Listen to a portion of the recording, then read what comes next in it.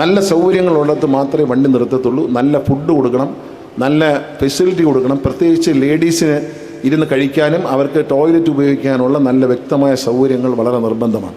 സ്ത്രീകളെ ഈ ബസ്സിലേക്ക് ആകർഷിക്കാൻ കഴിഞ്ഞാൽ മാത്രമേ KSRTCയുടെ വരുമാനം വർദ്ധിക്കൂ. കുടുംബസമേതം അമ്മയും അച്ഛനും മക്കളും ഒരുമിച്ച് വിശ്വസിച്ച് സുരക്ഷിതമായി യാത്ര ചെയ്യാൻ KSRTCയിൽ പോകാം എന്ന് പ്രഖ്യാപിച്ചാൽ നമ്മൾ രക്ഷപ്പെടും. 2011 ഞാൻ സിനിമയുടെ മന്ത്രിയായിരുന്നു. അന്ന് കേരളത്തിലെ തിയേറ്ററുകളിൽ പാമ്പ്, പഴുതാര, പൂച്ച, പട്ടിയെല്ലാം ഓടുമായിരുന്നു. എൻ്റെ നിർബന്ധം അന്നത്തെ സിനിമാ സംഘടനകളെല്ലാം എതിർത്തു. ഞാനൊരു സിനിമാ നടൻ കൂടിയാണെങ്കിൽ എനിക്ക് നല്ല എതിർപ്പായിരുന്നു. ഞാൻ രാജിവെച്ച് പോയതിൻ്റെ അന്ന് ചില തിയേറ്റർ ഉടമകൾ ലഡ്ഡു വിതരണം ചെയ്തു.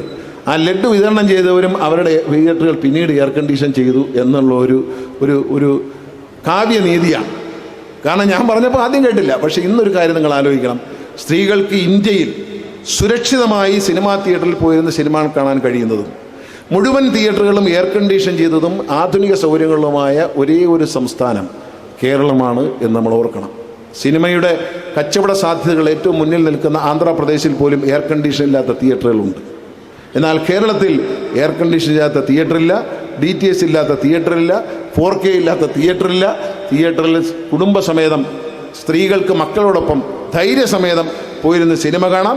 പുറയിരുന്ന് കാലുകൊണ്ട് തോണ്ടുമ്പോൾ ബ്ലൗസിലിരിക്കുന്ന പിന്നൂരി കുത്താനെടുക്കുക. ഇപ്പോൾ ഒന്നും ആവശ്യമില്ല. അവിടെ ക്യാമറ വച്ചിട്ടുണ്ട്, അതിൽ കാണാം. ആര് കുറ്റം ചെയ്താലും പോലീസ് പിടിക്കും, ഇനി യാതൊരു സംശയവുമില്ല.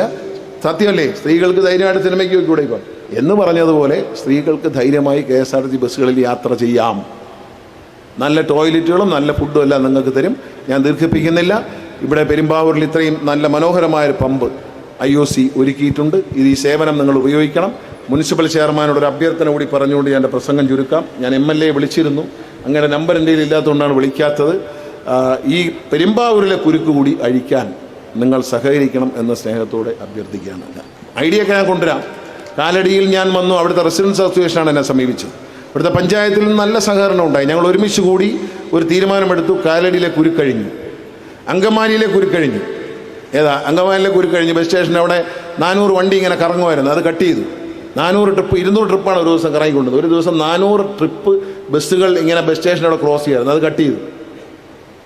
അതുപോലെ നെടുമ്പാശ്ശേരി വിമാനത്താവളം കഴിഞ്ഞ ദിവസം എൻ്റെ പ്രിയപ്പെട്ട സുഹൃത്ത് MG ശ്രീകുമാർ, ഞാൻ ഒരു സ്ഥലത്തിരിക്കുമ്പോൾ അദ്ദേഹത്തിൻ്റെ ഒരു മെസ്സേജ് എനിക്ക് വന്നു. ഞാൻ എടുത്ത് കേട്ട് നോക്കുമ്പോൾ വോയിസ് മെസ്സേജ്. അദ്ദേഹം പറഞ്ഞു, ഞാൻ കഴിഞ്ഞ കുറേ ദിവസമായി എറണാകുളത്ത് ഇടപ്പള്ളിയിലാണ് താമസിക്കുന്നത്.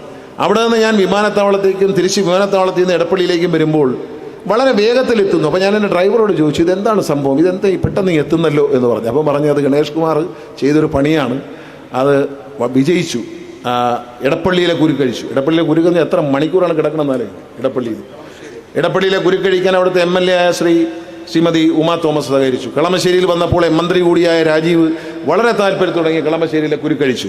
അത് കഴിഞ്ഞ് അങ്കമാലി ആലുവയിൽ വന്നപ്പോൾ മുനിസിപ്പൽ ചെയർമാനും അതുപോലെ തന്നെ MLA അൻവർ സാദത്തും വളരെ ആത്മാർത്ഥമായി കൂടെ നിന്നു. ആ കുരുക്കഴിച്ചു. ചാലക്കുടിയിലെ കുരുക്കഴിച്ചു. ചാലക്കുടി മുനിസിപ്പൽ ചെയർമാനും MLA എല്ലാം വളരെ സജീവമായിട്ടുണ്ടായിരുന്നു.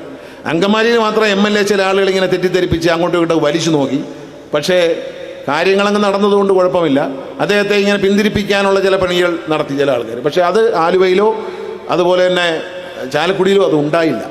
കാരണം അവിടുത്തെ MLA മാരും മുനിസിപ്പൽ ചെയർമാനും വളരെ ആത്മാർത്ഥമായിട്ട് അക്കാര്യത്തിൽ സഹകരിച്ചു. ആ കുരുക്കുകളെല്ലാം അഴിഞ്ഞു വന്നത് നമ്മൾ വളരെ ശ്രദ്ധയാണ്. തൃശ്ശൂരേക്ക് യാത്ര ചെയ്യുമ്പോൾ വിമാനത്താവളത്തിലേക്ക് പോകുന്ന ഒരാളിന് ആവശ്യമുള്ളവർ മാത്രമേ നെടുമ്പാശ്ശേരിയിൽ വന്ന് നിൽക്കുന്നുള്ളൂ. ബാക്കി ആരും അവിടെ കിടക്കുന്നില്ല. എല്ലാവരും തൃശ്ശൂരേക്കുള്ളവരെല്ലാം നേരെ പോയിക്കൊണ്ടിരിക്കുകയാണ്. നിങ്ങൾ ഏറ്റവും വലിയ കുരുക്കഴിഞ്ഞു എന്ന് പറയുന്നത് ഇടപ്പള്ളിയിലാണ്. ഇടപ്പള്ളിയിലെ കുരുക്ക് നിങ്ങൾ മനസ്സിലാക്കണം. വേണമെങ്കിൽ ഒരു 100 കോടിയോ 200 കോടിയോ ചെലവഴിച്ച് അണ്ടർപാസ് എന്നൊക്കെ പറഞ്ഞ് വേണമെങ്കിൽ ഇറങ്ങിത്തിരിക്കാൻ അധികം സഹകരിക്കണമെന്ന് അഭ്യർത്ഥിച്ചുകൊണ്ട് ഈ പമ്പിൻ്റെ ഉദ്ഘാടനം നിങ്ങളുടെ എല്ലാ അനുവാദത്തോടെ ദൈവനാമത്തിൽ നിർവഹിച്ചായി അറിയിക്കുന്നു. നന്ദി, നമസ്കാരം, ജയ് ഹിന്ദ്.